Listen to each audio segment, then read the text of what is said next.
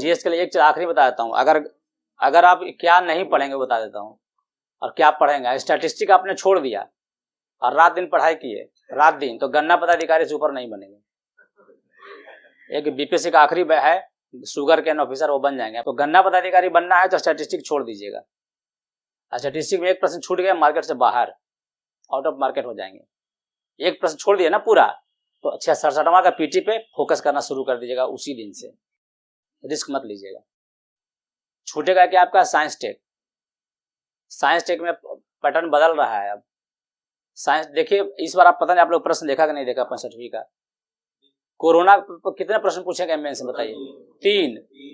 अब मजेदार देखिए, जो प्रश्न पूछना चाहता है जीएस में उसने पूछा साइंस टेक में। कोरोना पे आप लोग पढ़ के गए हो ना, चौंका दिया मुझे भी। अब कोरोना पे इंटरनेशनल व्यापार पे क्या क्या प्रभाव पड़ा देखिए। बीपीएससी को एकदम तलवार की धार है, इसको एकदम इस पे चलना बड़ा चुनौती है, तो उसको हल्के में मत लीजिए। मैंने मेंस को अगर सबसे पहला क्या है कि स्टैटिस्टिक, दूसरा क्या लिख लीजिए बिहार का बजट।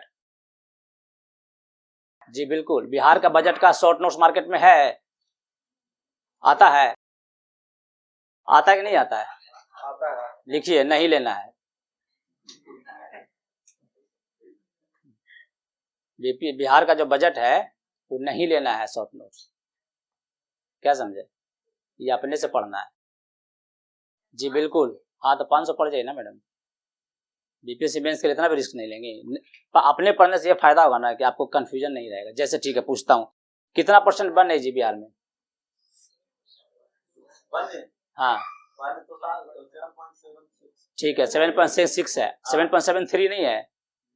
है ठीक है। हाँ तो ये कहाँ से क्लियर होगा? ये क्लियर होगा आपका आर्थिक समीक्षा बजट, हाँ इकोनॉमिक सर्वे से। अब आप जब रेफर, अब बीपीएससी को आपने, कई लोग मुझे गए थे चैलेंज करने के लिए, तो मैंने उसको वही उसी पॉइंट को बोला कि इसको अंडरलाइन करके भेजो। तो आप ऐसे बहुत सारे फिगर एंड फैक्ट्स होंगे जो डिस्टॉर्टेड हो जाएंगे अगर आप दूसरे के नोट्स पढ़ेंगे। तो आर्थिक समीक्षा बजट खुद पढ़ेंगे अपने से। उसमें क्या पढ़ना आर्थिक समीक्षा बजट में? लिखिए योजना, बाकी छोड़ देंगे काम चल जाएगा। अब योजना में क्या पढ़ना है ना, योजना में क्या करना, बांट लेना हेडिंग। जैसे मान लीजिए महिलाओं से संबंधित योजना, सुनिए अब लिखिए नहीं, महिला संबंधित योजना, कृषि से संबंधित योजना, और बेरोजगारी से संबंधित योजना, सोशल सेक्टर से संबंधित योजना जैसे पेंशन वेंशन वगैरह, स्वास्थ्य से संबंधित योजना है। ऐसे करके 5-5 योजना आप लिख लीजिए। कितना अलॉटमेंट हुआ बजट में वो लिख लीजिए। ठीक, अब मान लीजिए सपोज प्रश्न पूछे कि बिहार में गरीबी भुखमरी के कारण क्या है, उसके निवारण क्या है, तो ये योजनाएं काम आएगी कि नहीं आएंगी आपको? ये मनरेगा का जो डाटा उसमें चेप लीजिए। ठीक, आप पूछें ठीक है, अभी प्रश्न पूछा था 56-59 में कि क्या मेडिकल क्षेत्र में जो है बहुत ज़्यादा चुनौतियां हैं, सरकार उसको हैंडल नहीं कर पा रही है, तो क्या निजी क्षेत्रों को दे दिया जाए? तो 5 योजनाएं अगर आपके पास स्वास्थ्य की संबंधित योजनाएं हैं तो कितना काम आ जाएगा आपको। बिहार में कृषि के सुधारीकरण पर प्रश्न पूछता है, जो पेट क्वेश्चन है बीपीएससी का, पूछना ही पूछना है। आने वाले सदियों तक बिहार में बाढ़ सुखाड़ आएंगे, ये आप लोगों के कारण आएंगे। आप लोग बीपीएससी में बढ़िया से पढ़ लीजिए, बाढ़ सूखा के कारण। इसका समाधान तो होने वाला है नहीं, 73 साल में तो हुआ नहीं, आने वाले 500 सालों में। आपके बच्चे भी देंगे ना बीपीएससी, यही प्रश्न पढ़ेंगे वो, बिहार में सूखा और बाढ़ क्यों आता है। अब बिहार सूखा बाढ़ आता है, बहुत पुराना कहानी हो गया, घिसा पिटा हो गया, ये चलेगा नहीं। ये टेप, ये टेप बजाएंगे ना तो वहाँ चलेगा नहीं, घिस जाएगा वो मार्क्स आपका। आप लोगों को पता है कि 21,000 करोड़ रुपये बिहार सरकार वापस करता है हर साल? पता है? सही में पता है? कितने लोगों को पता है क्यों वापस करता है? तो ये बिहार के पिछड़ेपन का कारण है कि नहीं है ना? तो आप लिखिए, और क्या पढ़ेंगे लिखिए। फाइनेंस कमीशन 14वां और 14वां का रिकमेंडेशन, 15वां का जो इंटरिम प्लान जो है वो लिखिएगा, पढ़िए। स्पेशल स्टेटस क्यों नहीं मिलना चाहिए जी बिहार को? 42% ऑलरेडी हो चुका है, इससे आगे नहीं दे सकता है। अरे स्पेशल ड्रेस क्यों नहीं मिलना चाहिए बिहार को? यस, किसने बोला कंडीशन को नहीं, किसने बोला जी? हाँ, अगर प्रश्न पूछा कि क्या बिहार को, अभी दोबारा सुबुगाट हो रही है कि बिहार पिछड़ा राज्य था, स्पेशल स्टेटस मिलना चाहिए कि नहीं मिलना चाहिए, तो बकवास मत कीजिएगा वहाँ पे, नहीं भावना में बहिएगा। जैसे वो लड़की ने बताया, उन्होंने क्राइटेरिया को फुलफिल नहीं करता। क्राइटेरिया क्या है मैडम? ठीक है आप जानती हैं, छोड़ दीजिए। पहले हम क्राइटेरिया लिखेंगे कि ये क्राइटेरिया स्पेशल स्टेटस का है, बिहार कहाँ खड़ा उतरता है इस क्राइटेरिया में। ठीक है, तो नहीं उतरता था, भावना में बहिए नहीं कि आपका बिहार है तो आपको मिल जाए, जबरदस्ती है क्या? उड़ीसा को क्यों नहीं मिलना चाहिए फिर? और ये भी कहानी मत सुनाइएगा उसको कि यहाँ खनिज नहीं है, तो अब झारखंड था तो क्या बिगाड़ लिए थे बिहार वाले। बिल्कुल, आप मांगेंगे तो उड़ीसा क्यों नहीं मांगेगा। फिर आप कहानी भी सुनाएंगे कि नहीं अभी तो बिहार में कुछ नहीं है, खनिज भी चला गया झारखंड में, तो मैं पूछूंगा ठीक है भाई साहब, जब झारखंड था तो थोड़ी टॉप पे थे, तभी तो बॉटम पे ही थे। जब झारखंड आपके साथ में था तो कौन सा आपने यहाँ कुतुब मीनार बना लिया था सोने का, नहीं ना। तो ये काम, ये नगाड़ा चलेगा नहीं। योजनाएं पढ़ लीजिएगा। और क्या बताया आपको, फाइनेंस कमीशन स्पेशल स्टेटस पढ़ लीजिएगा। HDI human development index. MPI क्या होता है जी, मल्टीपल पॉवर्टी इंडेक्स क्या होता है बताइए, आपने नहीं पढ़ा है। ह्यूमन डेवलपमेंट इंडेक्स के क्या क्राइटेरिया है, नहीं। कौन सा आय, कौन सा एजुकेशन, चाइल्ड एजुकेशन में क्या क्राइटेरिया। अब मैं पूछूंगा वही अभी पूछा था ना प्रश्न इसने, कि नार्डिक देश जो है वो ह्यूमन डेवलपमेंट इंडेक्स में सबसे ऊपर क्यों है। सबसे पहले आपको क्या जानना चाहिए, इंडेक्स के पैरामीटर्स क्या हैं। देखिए प्रश्न दो तरह से होता है, पहला मेन प्रश्न जिसमें आपको अब लिखना होता है, दूसरा होता है पुछल्ला प्रश्न। तो मैंने पूछा कि ह्यूमन डेवलपमेंट इंडेक्स में, जैसे मैंने पूछा कि ठीक है प्रेमचंद की सबश्रेष्ठ कहानी कौन है बताइए, कोई पढ़े हैं कहानी, कफन, तो ठीक है हमने कफन बोलते हैं, कोई भी बोल सकते हैं। तो हम ये कैसे डिसाइड करेंगे सबश्रेष्ठ कहानी है, तो कहानी के जो 6 एलिमेंट्स हैं उस पर हम कसौटियों पे कसेंगे ना, उस 6 एलिमेंट पे कसौटियों पे कसेंगे, फिर बोलेंगे हाँ देखो इस कसौटियों पे ये फिट होता है इसलिए ये बेस्ट कहानी है। तो मैंने बोला कि नार्डिक देश क्यों ह्यूमन HDI में टॉप पे है, तो पहले हम ह्यूमन डेवलपमेंट इंडेक्स के कसौटियों पे कसेंगे ना उसको। तो आपको वही नहीं पता, तो मेन थ्रस्ट तो वही है। मैंने पूछा कि भारत के संविधान के मौलिक अधिकार के चर्चा कीजिए और बताइए कि न्यायालयों के निर्णयों ने 21 के जो अधिकार को कैसे विस्तृत किया है। तो इसमें 2 पोर्शन है, पहला कि मौलिक अधिकार को लिखिए, ये आपका थ्रस्ट पॉइंट है जहां सबसे अधिक लिखना है आपको, सबसे अधिक कितना 80%। तो ये आपको प्रश्न की प्रवृत्ति यही समझना है। जैसे आप पहला प्रश्न गलती करेंगे, जब सर पढ़ाएंगे तो उम्मीद है सर आपको याद दिलाएंगे। प्रश्न पूछा है कि भाई 57 क्रांति में वीर कुंवर सिंह का आचरणात्मक मूल्यांकन कीजिए। आप गए कि हाथ काट के फेंक दिया जय गंगा मैया, ऐसे करके डायलॉग मार के हाथ काट दिया, कैप्टन डगलस को वहां हराया, ये तो आप वोमिटिंग करके आ गए ना वहां पे। क्योंकि हम तो पढ़ के गए, हम तो यही लिखेंगे भाई, तुम जो प्रश्न पूछो। एक ये एटीट्यूड हुआ हमारा, हम यही पढ़े गए थे, हम यही लिखेंगे। आपने पुछल्ला प्रश्न नहीं ध्यान दिया। क्या था जी आलोचनात्मक मूल्यांकन बताइए, कुंवर सिंह का आलोचनात्मक मूल्यांकन बताइए, बस इतना ही, कोई एक कमियां बताइए उनकी। सभी लोग जो था सिर्फ अपना अपने पुराना हो गया, और कुछ लक्ष्मीबाई के भी था, ये कम्युनिस्टों ने बता रखा है, वो भी पुराना हो गया, कुछ नया चीज। हाँ बिहार से बाहर निकल गए थे। देखिए पहला पॉइंट बहुत बढ़िया पॉइंट है, बिहार से बाहर क्यों निकले थे, किनसे मिलने के लिए, मिल पाए थे कि नहीं, तात्या टोपे, तात्या टोपे से मिल पाए थे कि नहीं, नहीं मिल पाए थे। 1857 क्रांति वही डिसाइड हो गया था इसका भविष्य, जब कुंवर सिंह तात्या टोपे से नहीं मिल पाए थे। अगर तात्या टोपे से मिल गए होते तो भारत का इतिहास कुछ और रहा होता। तो ये था पॉइंट, उसमें ये एग्जाम जानना चाहेगा आपसे। बिहार से निकलने की मजबूरियां थी, निकले, लेकिन एक रणनीतिक उद्देश्य के लिए निकले, लेकिन जिस उद्देश्य के निकले वो उद्देश्य पूरा नहीं हो पाया, न तात्या टोपे से मिल पाए और न ही मिल पाए रानी लक्ष्मीबाई से। इन दोनों जो अभी वही दोनों लड़ रहे थे ना वहां पे नेता, अगर इन दोनों से इनका मिल जाता, गठजोड़ हो जाता, संधि हो जाती, मिल जाते दूसरे पास, संयुक्त सेनाएं संयुक्त हो गई होती, तो स्थितियां बदल गई होती पूरी की पूरी। तो क्या इसमें कुंवर सिंह दोषी थे, तो कुंवर सिंह का आलोचना भी करना है, कुंवर सिंह को बचाना भी है। तो ये प्रश्न का आपका कंटेंट था आखिरी वाला। तो हम तो पढ़े नहीं भाई, हम तो चूंकि पढ़ के गए थे नोट्स में, कुंवर सिंह का बहादुरी वाला कहानी वही हम चेप के आ गए। इससे खाली बचना है, पुछेला प्रश्न को ध्यान रखना है, प्रश्न के प्रवृत्ति को ध्यान रखना है। जैसे 60 से भाषा ने पूछा था डोकलाम के बारे में पूछा था, 4 प्रश्न था। डोकलाम विवाद क्या था, भारत चीन के बीच में डोकलाम विवाद क्या है, ये डोकलाम विवाद किस गांधीवादी तरीके से कैसे समाधान किया जा सकता है, भारत विश्व शांति को क्या संदेश देना चाहता है, विश्व समुदाय को, वगैरह वगैरह। ये 4 प्रश्न थे। तो 4 प्रश्न को हमें समझना होगा। 73 दिन तक विश्व की 2 बड़ी सेनाएं एक दूसरे के सामने खड़ी हैं, मीटर के डिस्टेंस पे, लोडेड AK-47 के साथ। आप लोग समझेंगे नहीं, हथियार जब चलती है तो क्या स्थिति होती है, वो आप लोग मैंने फिल्मों में देखे होंगे, हम लोग देखते हैं ना वहाँ पे। तो ये बड़ा खतरनाक होता है कि जब लोडेड पिस्टल के साथ दूसरे सामने खड़ा है आदमी AK-47 लेके, 73 डेज तक 2 न्यूक्लियर पावर स्टेट्स, तो ये मतलब कैसे लिखे, डोकलाम विवाद क्या था, पहला पॉइंट है, जहां खत्म होगा दूसरा मेरा पैराग्राफ चेंज हो जाएगा। तो प्रश्न को पढ़िएगा जरूर और तसल्ली से पढ़िएगा, घबरा घबरा के मत पढ़िएगा। कोशिश कीजिएगा जो दिमाग में रख के गए ना वो वहां पर लिख ना दें खाली। अभी मैं आदिकाल में एक किस्म प्रश्न पढ़ रहा था मैं आपके नोट्स में ही, जिसमें तुलना किया गया था, किसी छायावाद से किसी तुलना किया गया था, तो मैं चौंका। बीपीएससी का नया ट्रेंड, एकदम नया ट्रेंड कि छायावाद है जो प्रगतिवाद का मतलब कि इससे तुलना किया गया, ऐसा कुछ प्रश्न था एक। तो मैं इसको देखकर सरप्राइज हो गया। अभी बीपीएससी ने पूछा नहीं था ऐसा। जैसे यूपीएससी ने पूछा कि गोदान आप लिखते तो क्या छोड़ते और क्या जोड़ते, ये प्रश्न सर बताएंगे आपको।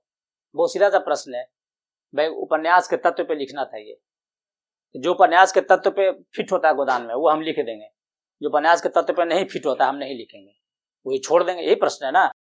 मैं पूछूं कि आज मैं आपको गोदान लिखने के लिए कहूं तो क्या लिखेंगे क्या छोड़ेंगे, या मैं बोल दूं ठीक है गोदान को अगर हम नाटक के रूप में लिखें तो क्या लिखेंगे क्या छोड़ेंगे।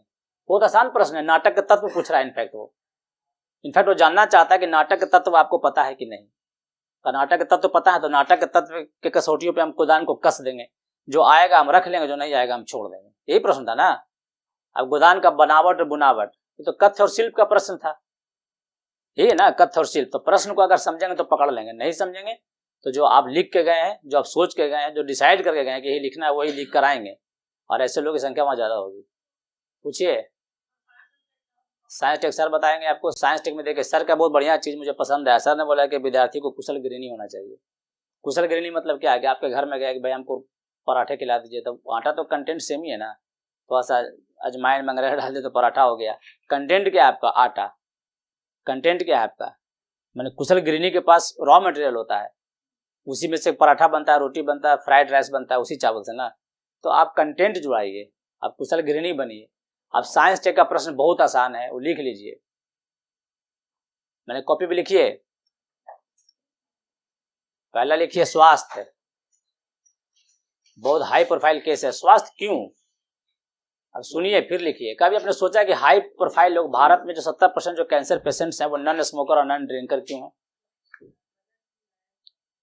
कभी सोचा? Yes, pollution. और क्या कारण है? मिलावटखोरी भाई। 14 करोड़ टन भारत प्रोड्यूस करता है दूध, 56 करोड़ टन भारत में खपत होती है। कहां से आता है 42 करोड़ टन दूध? वही है कैंसर का सबसे बड़ा रीजन। सेलिब्रिटी को कैंसर हो रहा है। तो स्वास्थ्य, जो स्वास्थ्य का टॉपिक है हमेशा एवरग्रीन टॉपिक है भारत में, आपके बीपीएससी के पॉइंट ऑफ व्यू से। वो जमाना गया जब एक मिसाइल का फोटो बना देंगे, ऊपर में परनोदा के 3 लिक्विड स्टेट सॉल्वेंट, वो नहीं पूछता है। आप आज भी आप लोग वही पढ़ रहे हैं, दिक्कत यही है। पहले स्वास्थ्य में क्या लिखेंगे आप, मैंने सोचिए खाली स्वास्थ्य में क्या क्या है। पहला तो बीमारियां नई नई आई हैं, दूसरा नए नए उसके इलाज आए हैं। तो सबसे पहले क्या करेंगे, पिछले 5 साल का नोबेल प्राइज देखेंगे। कोई बताएगा नहीं आपको, भ्रम वाक्य है, लिख लीजिए 5 years Nobel prize. Keto diet क्या होता है जी? हाँ, चिकन नहीं होता मैडम, कोई भी है जिसमें खाली प्रोटीन हो। नए चीजों पर रिसर्च आया है। आप 5 साल का नोबेल प्राइज का पढ़ेंगे स्टडी कि किस किस चीजों पर रिसर्च आया है। 5 साल का सारा मतलब कि आप पढ़ेंगे फिजिक्स का, आप पढ़ेंगे केमिस्ट्री का, आप पढ़ेंगे बायोलॉजी का, सब का 5 साल का किस में रिसर्च आया है वो पढ़ लेंगे। ठीक, ये स्वास्थ्य में हो गया। अब स्वास्थ्य की समस्याएं क्या क्या है, क्या क्या नई टेक्नोलॉजी है, जैसे MRI, ECG, EEG के अलावा भी कुछ आया है क्या, कुछ नए किट्स आए हैं क्या, वो लिखेंगे आप। कुछ नए रोग के नए इलाज, अब एड्स के भी पे रिसर्च हुआ है, पता है कि नहीं आप लोगों को? आ गया ना। अब भारत में सबसे अधिक हृदय रोग से लोग मरते हैं, हार्ट अटैक से सबसे अधिक विश्व में। क्या इसकी वजह है, क्या इस पर कुछ नया रिसर्च हुआ है, वो लिखेंगे आप स्वास्थ्य में। पॉल्यूशन इसी में आएगा। अब एग्रीकल्चर में क्या, भारत का पेट सब्जेक्ट है जी, यूपीएससी का बीपीएससी का एग्रीकल्चर। अब वो जमाना लद गया जब आप लिखेंगे हाइब्रिड सीड, हाइब्रिड, ये वो पुराना हो गया इन पर। हाइब्रिड सीड, हाइब्रिड जो हाइब्रिड ब्रीड है। अच्छा ठीक है, मुझे बताइए हाइब्रिड और जेनेटिकल मॉडिफाइड क्रॉप्स में क्या अंतर है? सही है, हाँ, जेनेटिकली मॉडिफाइड क्या, GM कैसे किससे किए जाते हैं, किससे किए जाते हैं? देखे, टेक्निकल चीज नहीं पढ़े थे ना आप लोग। हाइब्रिड ये होता है मैडम कि ठीक है, 2 पौधे हैं या 2 जानवर हैं, जैसे एक देसी गाय है और एक विदेशी मतलब कि मेल काऊ है, उससे हम उनको जब ये क्रॉस कराएंगे तो हमें हाइब्रिड मिलेगा। ये हाइब्रिड हुआ, लेकिन जेनेटिकली मॉडिफाइड अलग हो गया क्रॉप्स में। अब देखिए पौधों को सबसे अधिक क्षति किससे होती है? कीड़ों से। कीड़े क्या करते हैं? उनके खा जाते हैं। अगर हम कीड़े का जीन मिला देंगे पौधे के जीन में तो कीड़े खाएंगे उसको? ये जेनेटिकली मॉडिफाइड हो गया। जेनेटिकली मॉडिफाइड में एक पौधा एक जानवर है, ठीक, जबकि हाइब्रिड में दोनों एक ही प्रजाति है, एक पौधा और पौधा ही है, जानवर ही जानवर है। लेकिन जब जेनेटिकली मॉडिफाइड करें तो जीन ही बदल दिए किसी और का। तो ये ध्यान रखिएगा, लिखिएगा। तो अब आपको कृषि में क्या लिखना है? हम 2-4 जेनेटिक जीएम फूड का नाम लिखेंगे, 2-4 संकर प्रजाति का नाम लिखेंगे, और इसके साथ साथ बायो फर्टिलाइजर जो होते हैं उसका नाम लिख लेंगे।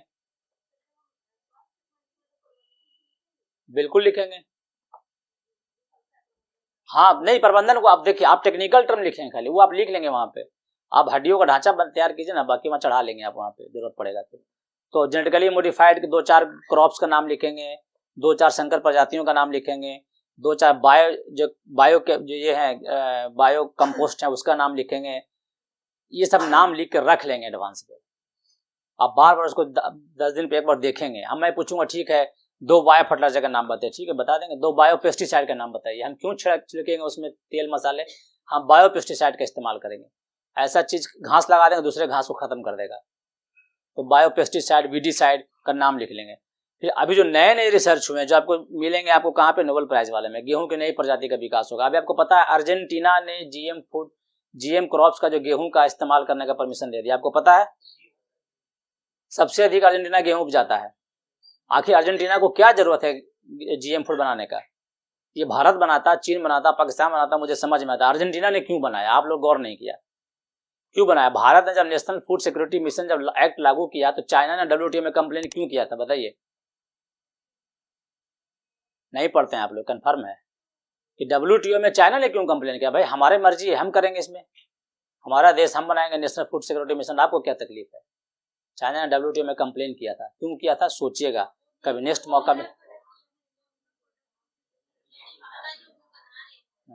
ये तो बहुत आसान जवाब है, ये तो 6ठी क्लास का बच्चा बताएगा। सब्सिडी से रिलेटेड था। गुड। सब्सिडी क्या है? कितने तरह के हैं? Green box, blue box, amber box, क्या होता है पता है आप लोगों को? नहीं पता है। ये आपको यही बताना चाहिए, यही जानना है आप लोगों को मेंस के लिए, और यही प्रश्न पूछेंगे वो। अभी एक नया टॉपिक आप लिख लीजिए, आउट होने वाला है क्वेश्चन। बार बार उत्तराखंड में बाढ़ आया है, 150 लोग उसमें बेचारे अपने जान गंवाए हैं, और अभी भी उसमें 28 पावर प्रोजेक्ट अंडर कंटिन्यूएंस है। देखिए कितना बड़ा खिलवाड़ उत्तराखंड में हो रहा है। अभी भी हम प्रकृति से सबक नहीं ले रहे हैं। ये प्रश्न बीपीएससी हो सकता है कि पूछ ले। पंचायत का इलेक्शन हो रहा है, पंचायत इलेक्शन पे एकदम रेडी रहिएगा आप लोग। जब पंचायत का इलेक्शन हो रहा होगा बिहार में, आप मेंस लिख रहे होंगे, हम उसमें बिजी रहेंगे, मतलब उसमें भी आएंगे। पंचायत बहुत बढ़िया से पढ़िएगा, एकदम आना ही आना है पंचायत को। मेंस में एक पंचायत का प्रश्न रहेगा। सपोज कैसे रहेगा? मान ली पूछ देगा कि ठीक है आप मौलिक ये नीति तत्व का कैसे इम्प्लीमेंटेशन हुआ है बिहार में? पंचायत ही तो है इम्प्लीमेंटेशन का मेन पार्ट। हाँ तो लिखेंगे कितने सब्जेक्ट है मैडम पंचायतों के पास? ठीक है। फाइनेंस कमीशन में क्या रिकमेंडेशन है पंचायतों को लेके? Special any recommendation? मुझे पिछले बेंचर से बहुत उम्मीद रहा था, पीछे बैठता था मैं। Any special recommendation in finance commission regarding panchayat and local bodies? 3% direct fund transfer की बात है, डायरेक्ट ना, नॉट थ्रू स्टेट गवर्नमेंट। सोचिए कितना इम्पावर कर रहा है पंचायतों को सरकार, सेंट्रल गवर्नमेंट, बिहार गवर्नमेंट। तो उसके क्या क्या इंप्लीमेंटेशन होंगे, पंचायतों के क्या क्या अधिकार हैं, ये आपको जानना चाहिए। आउट क्वेश्चन है बीपीएससी के लिए, पूछा गया पंचायतों का सबसे बड़ी समस्या क्या है? बहुत पुराना हो गया। पंचायत सबसे बड़ी समस्या क्या है? पंचायती राज भारत में, बिहार में सफल क्यों नहीं होता है? बहुत ही पुराना हो गया, आज ही चल रहा है। अरे पंचायत का अपना कैडर नहीं है। पंचायत का सबसे मेन अफसर कौन है? कलेक्टर। कलेक्टर के पास टाइम है? आएंगे वो देखने। तो पंचायत का अपना कैडर ही नहीं है। सबसे बढ़िया, सबसे इम्पोर्टेंट उसका जो सबसे लोएस्ट ऑफिसर कौन है? बीडीओ। बीडीओ किसके अधीन में है? कलेक्टर। कलेक्टर के अधीन में एसडीएम। कोई पंचायत का अपना कुछ कैडर है इसमें? एक होता है डीपीआरओ, वो भी बिहार प्रशासन सेवा का अफसर होता है, आप लोग बनेंगे, वो भी कलेक्टर को डायरेक्ट रिपोर्ट करता है। पंचायत का अपना कैडर ही नहीं है। सबसे इंटरेस्टिंग बात देखिए, आप 3% फंड दे दिए हैं, डिसेंट्रलाइजेशन ऑफ पावर का इतना लंबा आपने कहानियां बना रखी हैं, और आपका कैडर नहीं है पंचायत का। नगर पंचायत पदाधिकारी सुना बीपीएससी में कोई पोस्ट है आपने? ये बहुत बड़ी चुनौती है। ठीक है, पंचायत 5 साल का टर्म था, 3 साल में भंग हो गया, क्या होगा? अब इलेक्शन के बाद 2 साल तक रहेगा कि 5 साल तक रहेगा? 6 महीना तक अगर उससे पहले होता है फिर चुनाव होगा। ठीक है, सही जवाब। ये चीजें आपको जानना है। सभी चीजें लिख के खाली काम नहीं चलेंगे आप, ये चीजें आपको जानना पड़ेगा। पंचायत को बढ़िया से पढ़िएगा, मैं बार बार रिपीट कर रहा हूँ, पंचायत को बढ़िया से पढ़िएगा। बाकी आपको लिखवाया साइंस टेक में जैसे टॉपिक बना लीजिएगा, उसके टेक्निकल वर्ड को, की वर्ड को लिख लीजिएगा खाली, बस इकोनॉमिक्स में योजनाओं को लिख लीजिएगा। और शॉर्ट नोट्स खरीदना कि नहीं खरीदना है? इसमें हिंदू अखबार कौन कौन पढ़ते हैं जी? हिंदू अखबार कोई भी नहीं पढ़ते हैं? मत पढ़ना यार, उसको क्या जरूरी है। दैनिक जागरण पढ़ना है, दैनिक जागरण। राज्यसभा का टीवी डिस्कशन सुनिए। किसान आंदोलन में कितने बिल हैं जी बताइए? किसान में बहुत बढ़िया। बिहार किसान क्यों नहीं विरोध कर रहा है? पीछे वाला बताएंगे। 2006 में आप लोगों को सब पता है, सब पता है, ठीक है, अवेयर लोग हैं। यानी मोर क्वेश्चन, हमको उम्मीद है कि बहुत कुछ चर्चा कर लिए होंगे हम लोग। चलिए प्रश्न पूछता हूँ, आप बताइए क्या जवाब देंगे। 1942 की क्रांति के प्रचार और प्रसार के बारे में लिखें, इसका मतलब क्या है खाली बता दीजिए हमको, आप मत बोलिएगा, पीछे वाला बोलेंगे। 42 की क्रांति के प्रचार और प्रसार का मतलब क्या हुआ? अगर पीछे और बोलिए, लड़कियां कोई? सब महात्मा लोग हैं, और को सोचिए। देखे, चकित नहीं है आप लोगों से क्या? पर 1942 की क्रांति के प्रचार और प्रसार के चर्चा कीजिए, प्रश्न है। अरे महाप्रभुओं, महात्मा लोगों, बहुत आसान प्रश्न है ये। प्रचार और प्रसार मतलब सिलसिलेवार ढंग से लिखना है, शुरुआत कहां से हुआ और कैसे कैसे आगे बढ़ा, समझे? कैसे, ये सिक्वेंटल प्रश्न है ये। कोई भी प्रश्न हो, अगर प्रचार और प्रश्न के प्रश्न पूछते हैं हम तो सिक्वेंटल है ये, स्टेप बाय स्टेप बताना है कि 8 अगस्त 1942 जब ग्वालियर टैंक में महात्मा गांधी ने करो मारो का नारा दिया, तो उसका बिहार में जो इम्पैक्ट होता है 8 अगस्त 1942 से लेकर आखिरी तक, जब तक कि हम आजाद रास्ता वाला गठन नहीं कर लेते हैं, वो सिक्वेंटल प्रश्न है। आप उसका कंटेंट बता रहे हैं मुझे। जवाब यही आपका है। ट्रेडिशनल प्रश्न नहीं था ये, प्रश्न आप जान रहे थे। बिहार में तकनीकी शिक्षा का विकास पढ़ा आप लोगों ने जी? कैसे लिखना है? ऑब्वियसली जो पहला जो स्कूल बना था वो, उससे हम शुरू करेंगे, पीएमसीएच तक अपना आते रहेंगे आराम से। तो वही तो था प्रश्न, प्रचार और प्रसार का। अरे प्रश्न को पढ़िए फिर से जा के आप लोग। प्रश्न का क्वेश्चन बैंक रखते हैं कि नहीं? सिलेबस रखते हैं ना? अरे सूर्यदास से कितना पद पढ़ना है हिंदी साहित्य में बिहार में? होशियार लोग हैं सब। ठीक, मेरा हिंदी ठीक ठाक था। आप करते हैं तो बहुत बढ़िया है। नहीं, हम अच्छा लिखते थे, सिंपल से भी बढ़िया है। सिंपल लिखना टफ होता है, आपको जानकारी नहीं है जी। अंग्रेजी हिंदी को सिंपल लिखना ज्यादा टफ है बनिस्बत के लच्छेदार भाषा लिखने से।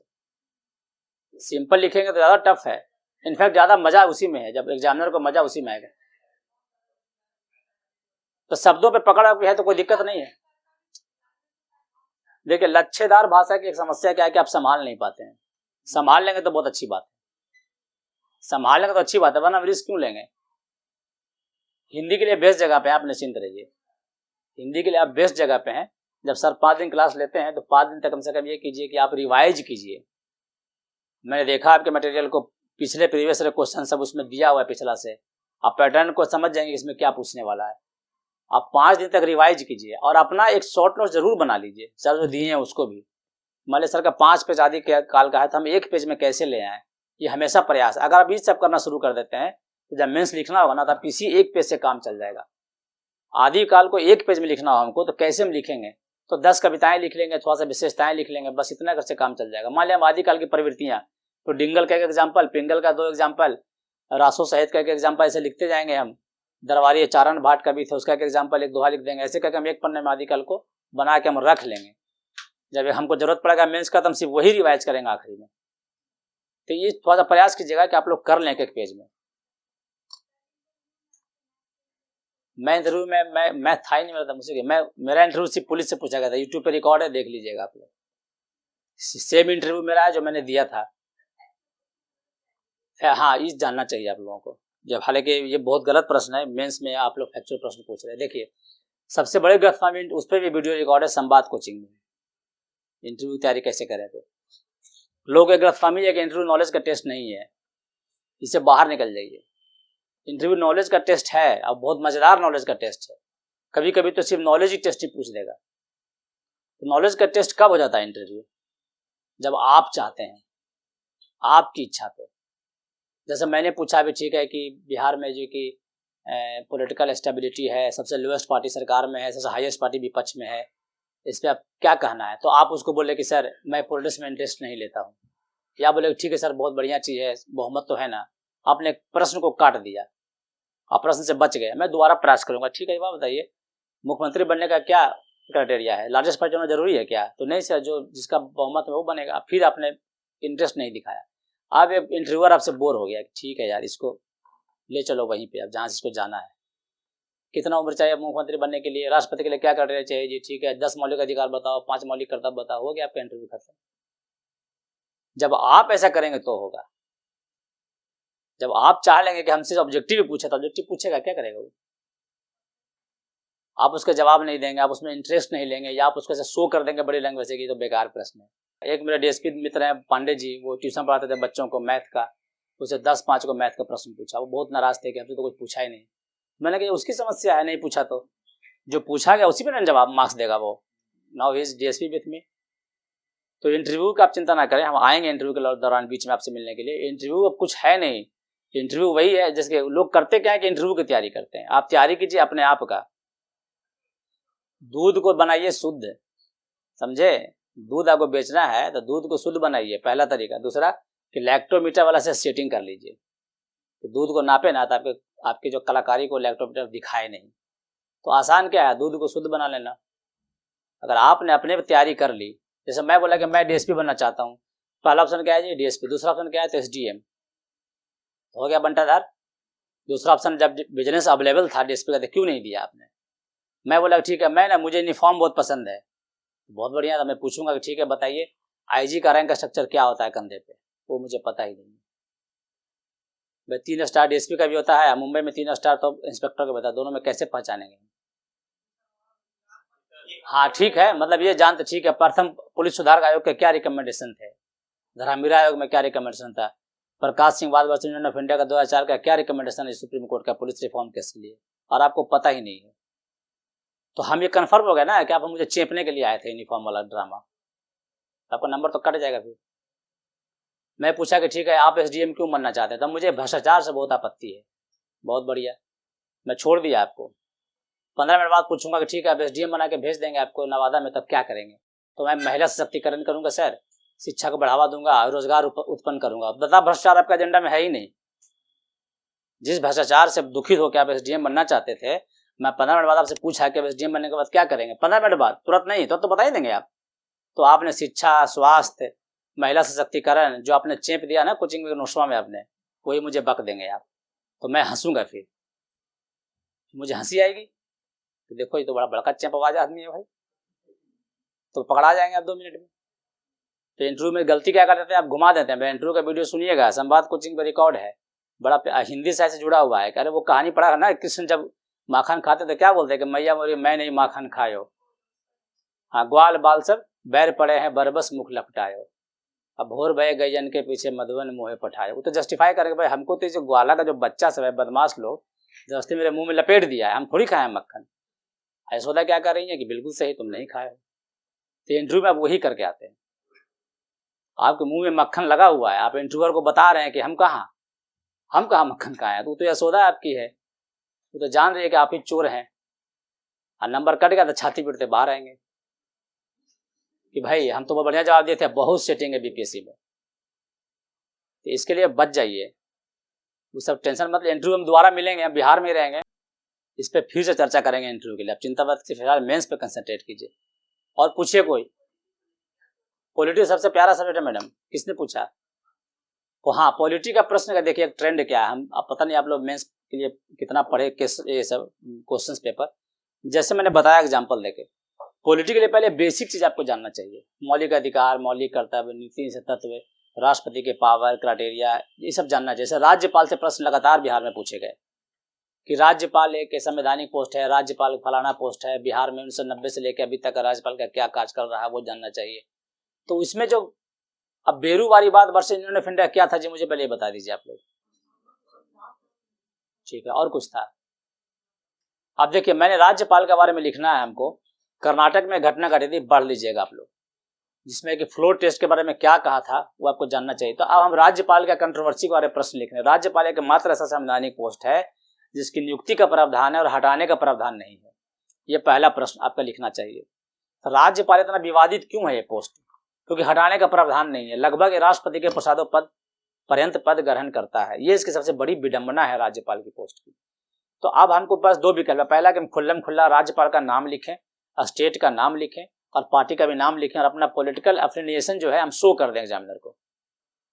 इससे आपका जो पॉलिटिकल बायसनेस हम बता दें कि हम बीजेपी के आदमी हैं, हम कांग्रेस के आदमी, हम आरजेडी के समर्थक हैं, ये शो हो गया। और वो बूढ़ा आदमी अगर रह गया आपके पक्ष वाला आदमी तो ठीक है, विपक्ष का रहा तो आपको तो वो बढ़िया से वो समेट देगा वो।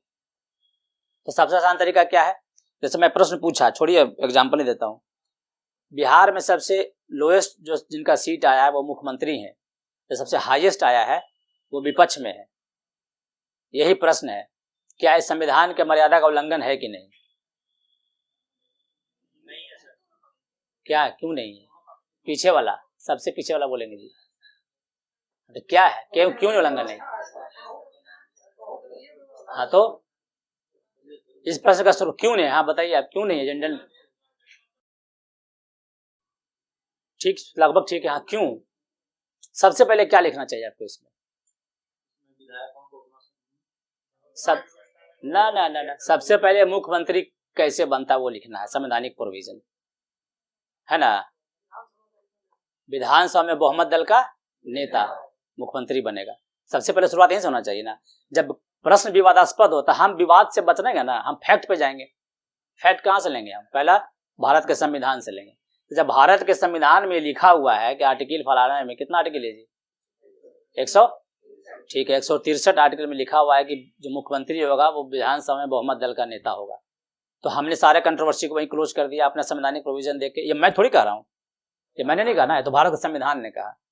आप जैसा बाकी लोगों ने कहा कि भाई उसके बाद है जी कि कई सारे आए, जब गठबंधन दल की राजनीति शुरू हुई भारत में तो उसमें क्या क्या सुप्रीम कोर्ट के फैसले आए, उसमें क्राइटेरिया बताया गया, गाइडलाइंस बताया गया। गठबंधन कब होना चाहिए? इलेक्शन के पहले। सबसे पहले किसे बुलाएंगे? सबसे लार्जेस्ट पार्टी को। दूसरा किसे बुलाएंगे? उस गठबंधन को जो इलेक्शन से पहले हुआ था। और तीसरा किसे? जो गठबंधन का इलेक्शन के बाद हुआ था। अब इस क्राइटेरिया पे हम मुख्यमंत्री इस सवाल का जवाब देंगे। कोई कंट्रोवर्सी क्या? वो सब जब जीएस का क्लास होगा तो मिलेगा, बाकी तो हम है ही ना, आप क्यों टेंशन ले रही हैं? तो ये ऐसे जवाब देंगे हम, न कि अपना हम पॉलिटिकल एफिलिएशन दिखा देंगे हम। उनसे पूछा गया किसको वोट दिए थे? अच्छा, किसको वोट दिए थे जी आप लोग बताइए, किसको वोट दिए थे? आप किसको वोट दिए थे? पर्सनल है, आप किसको वोट दिए थे? आप किसको दिए थे वोट? हाँ हाँ, कर, उसमें कोई दिक्कत नहीं है। वोट किसको दिए थे आप? देखिए, किसको किसको? चिराग पासवान को, ठीक है। अब ये इंटरव्यू का प्रश्न है कि आपने बता दिया कि मैंने भाजपा को दिया था, मैं 18 कांग्रेस वाला था, आपको तो मैं लेके डूबूंगा। हाँ, अब एक मैडम थी, उन्होंने बोला कि सर तो हमारा पर्सनल है। ये थोड़ा सा हो गया एटीट्यूड वाला कि हम क्यों बताएंगे भाई, प्रश्न तो सही है लेकिन हम बताएंगे नहीं, तो पर्सनल है। इंटरव्यू में एक और चीज है, आपको सीखना है, धीरे धीरे क्लास में सीखना चाहिए आप लोगों को। जब आपस में बातचीत करें, पढ़ें, अखबार पढ़ें, कुछ वीटी जवाब होना चाहिए। अच्छा, बेसिक स्ट्रक्चर क्या होता है जी? 56 में प्रश्न पूछा गया था, बेसिक स्ट्रक्चर क्या होता है?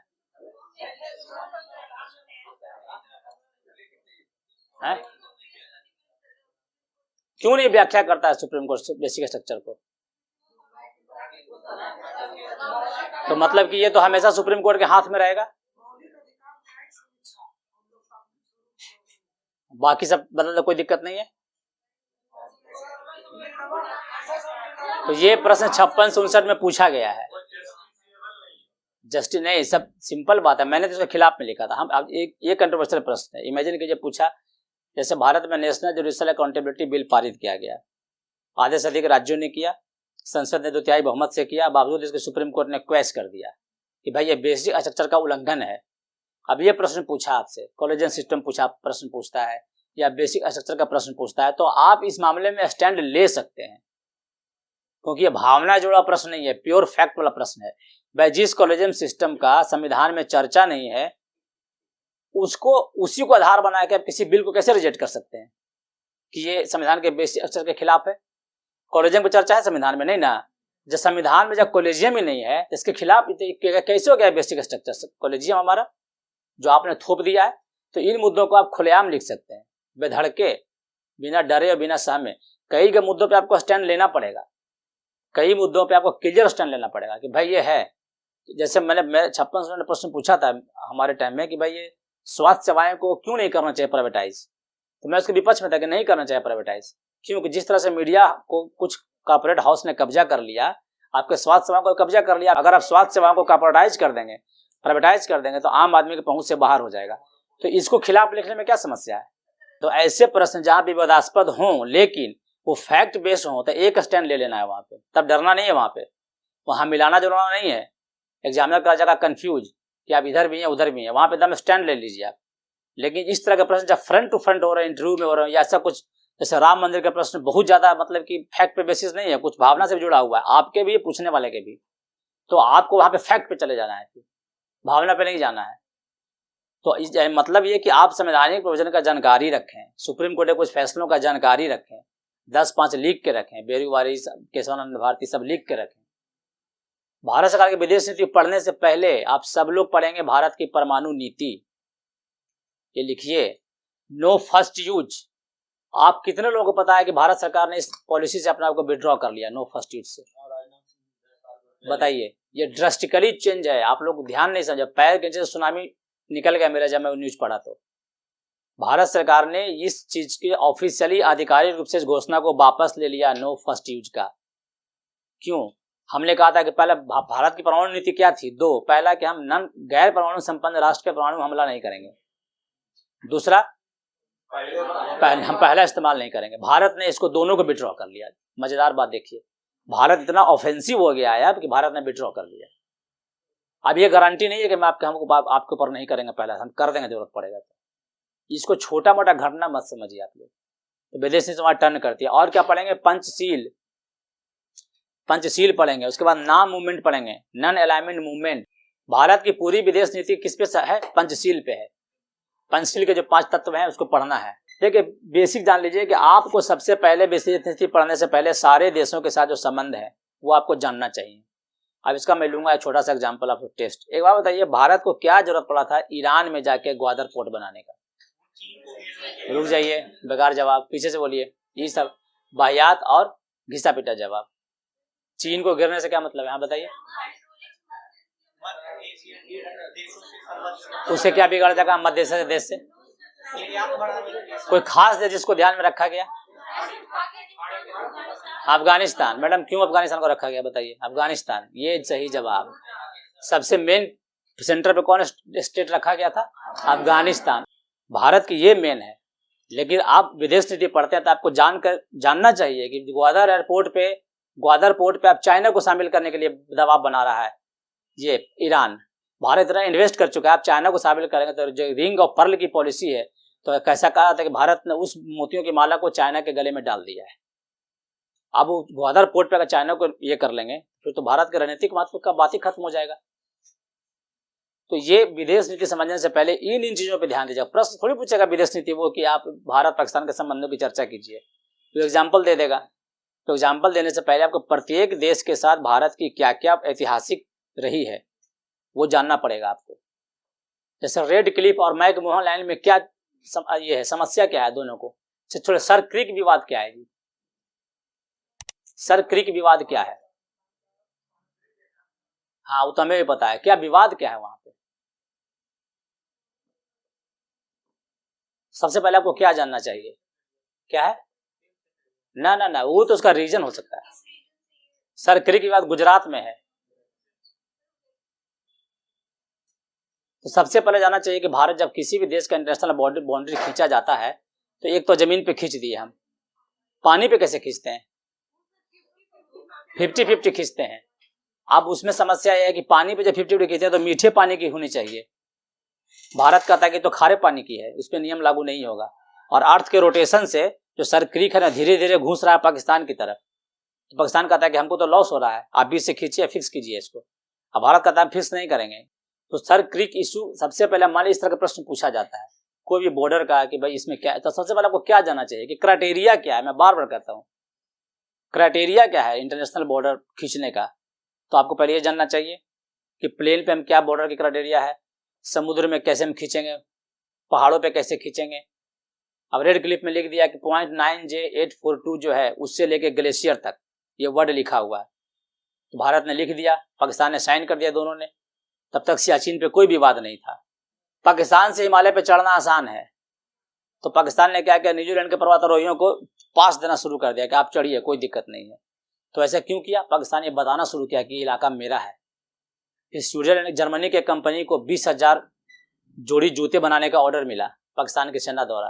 तो रॉ के इंटेलिजेंस ने इस बात को कैच किया, करे ये क्यों बना रहे हैं। तो रॉ वाले एक फर्म बनाकर भारत में और गए वहां पे ऑर्डर देने के लिए, हमें 50,000 हमें भी जूते चाहिए। तो उस कंपनी ने कहा कि भाई ये जूते तुम्हें हम नहीं देंगे, हम तुम्हें देंगे 6 महीने बाद। क्यों, तो हमें एक पाकिस्तानी कंपनी को पहले देना है 20,000, उसको बाद तुम्हें देंगे 50,000। तब भारत सरकार के कान खड़े हो गए कि भाई ये 20,000 जूते वो जूते क्यों बना रहे हैं जो पर्वतारोही लोग खरीदते हैं, यानी कि सियाचिन में कुछ होने वाला है। तो फिर ऑपरेशन मेघदूत 1982 में किया गया और सचिन पे कब्जा किया गया। क्यों किया गया, क्योंकि आपने डिफाइंड नहीं किया था बताते समय रेड क्लिफ में। समस्या रेड क्लिफ की थी, समस्या आपके डिमार्केशन ऑफ लाइन की थी, जिसको आपने इस तरीके से सुलझाया कि आपको मिलिट्री ऑपरेशन करके कब्जा करना पड़ा। आज भी 10 लाख पर डे खर्च रहा दोनों सेनाओं को। तो पहले ये जानना होगा आपको विदेश नीति, समझ रहे मैडम आप। तो विदेश नीति से पढ़ने से पहले क्या जानना होगा आपको, कोर इशू, कि दोनों देश के बीच में कोर इशू क्या है। जब वो कोर इशू समझ गए तो ये आपका क्या हो गया, चावल और आटा। अब बाकी जो प्रश्न पूछेगा उसको आपको करंट से जोड़ के पूछेगा, वो तो प्रश्न पे डिपेंड करता है ना। ऐसा प्रश्न पूछेगा नहीं जिसमें बिहार का इशू ना हो। आपने कभी बीपीएससी में देखा है कि भाई मानसून की उत्पत्ति कारण की चर्चा करें, नहीं ना, नहीं पूछा। उसने पूछा कि भाई, हाँ वही मैं उनका जवाब दे रहा हूँ। प्रश्न पूछा है कि बिहार की जो कृषि है मानसून पे आधारित है 56-59 में, ऐसा प्रश्न पूछा था। बिहार के कृषि को मानसून से जोड़ के, तो उसमें क्या क्या संभावनाएं हैं। इतना बड़ा राज्य है, इतनी बड़ी पॉपुलेशन है, छोटा सा इसका मतलब कि पर हेक्टेयर जोत भी सबसे कम है, मुझे लगता है कि इंडिया में 0.3 हेक्टेयर समथिंग है। और कृषि भी आपका क्या है, पुराने ढर्रे पे चल रही है। आधे बिहार में सूखा है, आधे बिहार में बाढ़ है, सिमल्टेनियसली एक ही साथ। अब ये चुनौती है आपकी, जो कृषि कर रहे हैं वो भी इसमें उसका 70% कृषि किस पर आधारित है, वर्षा पर आधारित है। और मानसून कैसा है, अनिश्चित। तो प्रश्न पूछा कि बिहार की, तब इसमें थोड़ी है कि मानसून की उत्पत्ति का कारण बताना है आपको। एक ही प्रश्न ऐसा नहीं रहेगा जो बिहार से रिलेटेड नहीं रहेगा। जीएस को छोड़ दे तो जो आपका इंटरनेशनल क्वेश्चन रहेगा वो, या करंट अफेयर का प्रश्न छोड़ दें तो जीएस भी आप पूछेगा ना सेकंड पेपर में, इकोनॉमिक्स का प्रश्न, वो इंटायरली बिहार से रहेगा। अब फिक्स क्वेश्चन है, बड़े लक्की लोग हैं आप लोग। बिहार में हजारों साल तक भूखमरी रहेगा, हजारों साल तक बेरोजगारी रहेगी। यहाँ पे आपको यही तो पढ़ना है, बेरोजगारी, भूखमरी, गरीबी हमेशा रहेगा ये।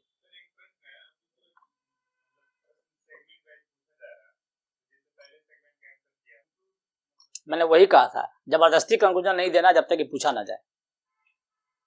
जब तक नहीं पूछा जाए जबरदस्ती का क्या जरूरी है लिखना। लास्ट में 4-5 कुछ लिख दीजिए। आप निष्कर्ष देके क्यों उसको एक्स्ट्रा कॉम्प्लिकेटेड करना चाह रहे हैं। निष्कर्ष तब दीजिए जब निष्कर्ष मांगा जाए। क्या जरूरी है भाई, हम लोग दिमाग में हम लोग ने बैठा रखा है। जैसे मैं पूछा कि ठीक है बेसिक संविधान के मूलभूत जो ये है क्या बोलते सिद्धांत की चर्चा करें, कि इसके बारे में आखिरी पिछला प्रश्न पूछ दिया क्या ये सही है गलत, तब ना देंगे व्याख्या, हम तब ना देंगे उसका निष्कर्ष। हम सीधे पूछ रहे हैं कि भाई मौलिक अधिकार की चर्चा करें और कैसे है जी कि संविधान में इसके विभिन्न धाराओं ने, विभिन्न सुप्रीम कोर्ट के न्याय निर्णयों ने इसको इनरिच किया है, समृद्ध किया है। तो जबरदस्ती का क्या लिखेंगे निष्कर्ष इसमें। निष्कर्ष जब लिखेंगे तो अंत में 4-5 लाइन लिख देंगे फॉर्मेलिटी के लिए। निष्कर्ष तब मायने रखता है जब निष्कर्ष पूछे, तब बढ़िया से लिखिए, आधा पेज सबसे इंपॉर्टेंट हो जाएगा फिर कि क्या प्रेमचंद सचमुच में सर्वाधिक महान और कथाकार और उपन्यासकार हैं। निष्कर्ष देना पड़ेगा आपको। निष्कर्ष देने से पहले तुलना भी तो करना पड़ेगा ना। जहां तुलना नहीं करेंगे वहां निष्कर्ष कैसे निकलेगा। निष्कर्ष देने के लोभ में ना पड़िए। जहाँ जरूरत पड़े वहाँ दीजिए।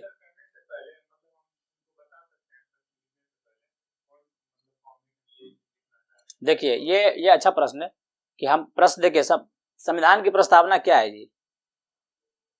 संविधान की प्रस्तावना हम क्यों लिखे हैं?